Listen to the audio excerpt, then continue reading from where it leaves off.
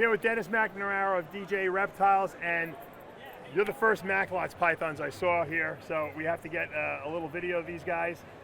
A lot of people are into Macklots now. If you're into olives, you should be into Macklots. I really should have a pair of these because I have olives.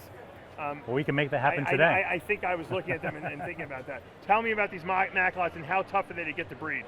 So this is the 6th year in a row that I've made Macklots pythons. So the mom to this is a 13-year-old female. I've got quite a group of them, but they are just a great snake. I wouldn't say they're very hard to breed. I bought mine as like yearlings. They probably were 4, maybe 5 before they bred, and then I've literally bred that female 6 out of those years. So the way that I feed sparingly through the year. I do kind of like what Vin Russo taught me to do a long time ago. And then the fall, from September to say December, I feed them heavy.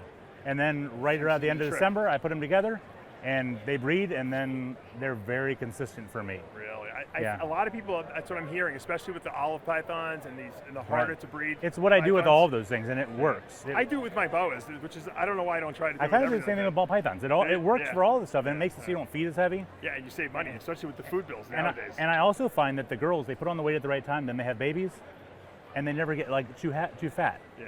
Like you don't end up with those big obese females. They use it, they get down, and then they start to build it up again. Yeah. It kind of seems like it's almost the best way to go for them. And these have a reputation of being bitey, but this one's really behaving rather nicely, actually. I picked out a good one for you. Because they are bitey, but it goes away. It goes away in like the first 6 months.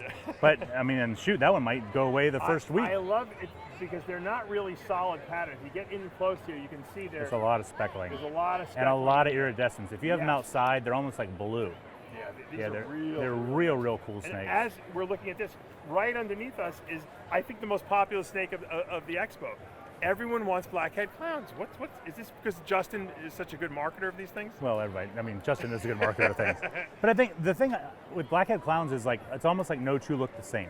You get so much variety. There's also the red gene and the ringer gene in there, and whatever else. I've got a bigger female down there I could show you too. Look at this it's one. Just like really dark. They're just a super cool snake. And then I don't know if you can see through the. Here, while you're doing that, let me. Here, I'll.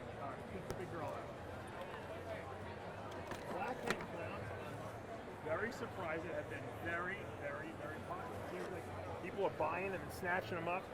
But it's just a nice looking snake.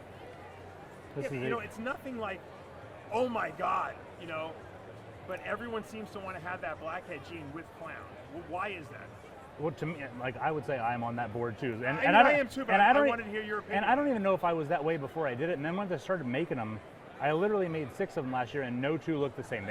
Some have like almost like a shatter pattern in there. They've got more white coming up the side. Well, it just makes blackhead adds pattern that, so it makes the clown a little less reduced. Right? Yeah, just and the color is kind of cool, and I think to me, I'm like when you start adding black pastel or leopard or stranger or confusion or cinnamon, right? Like.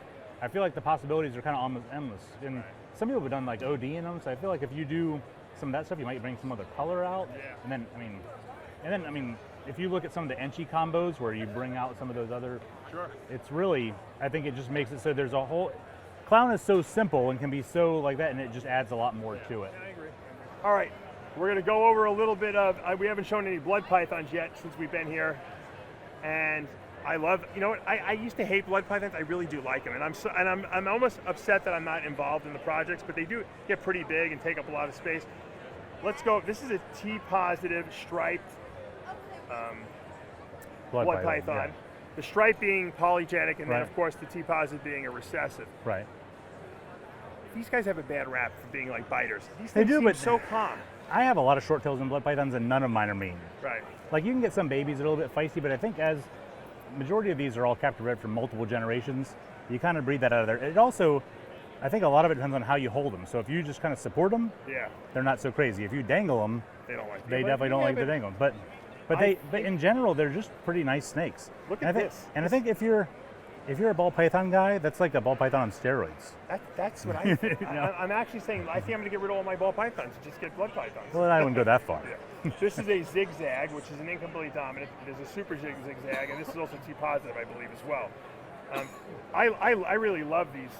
I got to tell you, I really like these. I think they're really awesome, and the colors. I think the T-positives are actually better than the C-negatives. Yeah, it's just more color, and you can get more contrast. Yeah, right? It makes it so you have a little bit more to look at, I think. See, color is everything in those, especially. I mean, look at all the Should we just get the this, color Bob? in that. Yeah. Bob was like, yes, get anything new we don't have. I love this zigzag little thing. There's a lot going on in that snake too. I mean, look at all the pattern on the side. The Got a little bit of dark striping going head. down it. It's just, yeah. Beautiful. All right, well, I appreciate you showing us all the snakes today. No problem. Thanks for coming by. Macklots are awesome. Blackhead clowns and T-positive blood pythons. Yep. Doesn't get better than that. Where can people get in touch with you, Dennis? You can find me on Morph Market. You can find me on Facebook or Instagram. My company's DJM Reptiles. You can or just look up my name, Dennis McNamara. You can find me either way. Very good. Thanks, Tim. Thank you.